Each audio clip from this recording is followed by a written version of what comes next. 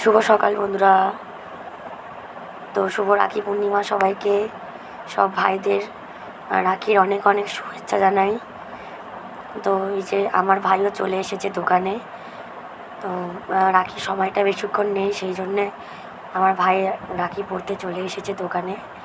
তোমরা দেখো, দোকানে রাখি পরিয়ে নিচ্ছে, সেরকম কোনো আয়োজন করতে পারিনি।